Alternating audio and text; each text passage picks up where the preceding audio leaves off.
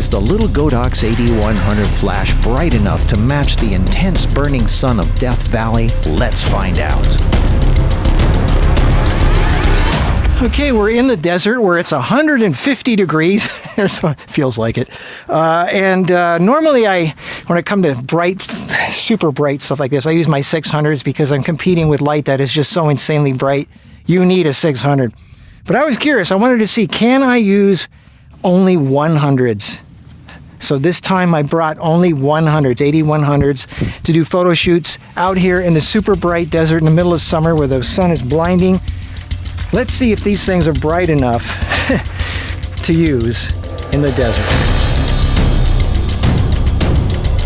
All right, so let's start first in the hotel in the morning. This is easy stuff. This is like standard wedding photo kind of pictures. Let's just use a couple of bare AD100s. See what happens. I'm going to darken the sky with a polarizing filter. So I'm making the background pretty dark. And look at that. The light hitting her is brighter than the sunlight hitting the background. This is exciting. This is very, very exciting. All right, let's move to the fountain. This is what it looks like without any lights on her. This is just sunlight. Look at how harsh the shadows are on her face. And that's what it looks like with a flash. Look how wide angle this is. So obviously these flashes are quite a ways away from her. And even then, they're still bright enough to be brighter than the sun. Look at this. Look how bright that light is. And they're quite a distance from her. So that's very exciting. And you can even brighten and intensify the light even more by putting a Fresnel on the front. I made a video about those. All right, so let's see how these work out in the hot, bright desert.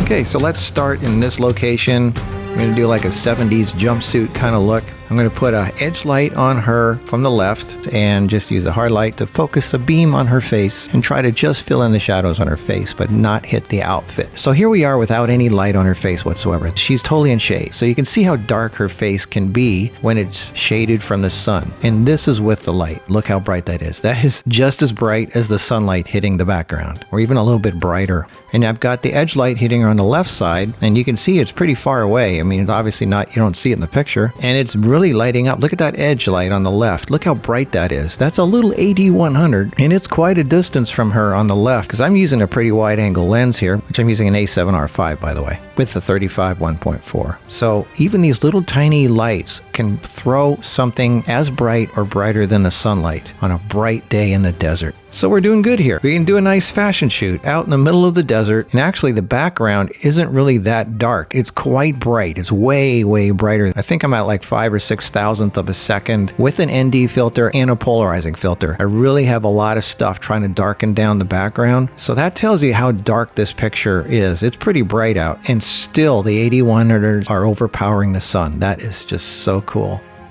I like this one. This one's cool too. This was just an accident, but I liked it. It looks cool. It just has this 3D look to it. All right, let's go in another spot here, just a few feet off to the left. I gotta hide the lights somewhere, so I have the lights hidden behind these two ledges. I've got one on the right and one on the left on these short little stands. She's in shade, and this is what it looks like when you light her up with the two lights. So they're down here, and the sun is backlighting her hair. Look at that. Pretty cool. Now let's move on to our next location. Now we're going to play kind of like a post-apocalyptic kind of thing. Cave girl out in the wilderness. So the sun is backlighting her hair. I tried filling in the face with a softbox, but there was too much wind and it looked too girly. I wanted a harsher, more rugged look. So took down the softbox. I just keep ending up using raw light. It just seems to work better, and it's less of a hassle too. And these little AD100s never get caught by the wind. They're so small. So I'm using two lights, one on each side of her. This is what it looks like without any light whatsoever. And this is with the lights. Pretty cool. I like it. So yeah, we can definitely get enough lighting outdoors in the bright desert using nothing but little soda can sized AD100 flashes. They're more powerful than speedlights, but they're the size of a soda can. Kind of looks like that Raquel Welch poster, 1 million BC. So yeah, these things do work. A few tricks though, if you're going to do this, what I'm doing, it helps to have a Fresnel lens on the front, which doubles the power of the brightness. It focuses the light more, so you get double it focuses the beam more to a narrow beam, but it doubles the intensity, so that's good. And non-high-speed sync. That way you get double the flash power. When you go into high-speed sync, you're cutting your flash power in half. So these do work. And of course, you need an ND filter. I'd say about three to 6 stops plus a polarizer if you really want to have enough to play with. But you can do photo shoots out there. Seriously, honestly though, if it's this bright, I would use a 200 to start with. Because it's just a little bit brighter than the 100s. I like the 100s because they're really small. But I would use the 200s or 600. Forget the 400. That's just just big and heavy as a 600. So anyway, it is possible to use 100s out in a super bright desert. And yeah, there you go. Okay, I'll see you in the next video.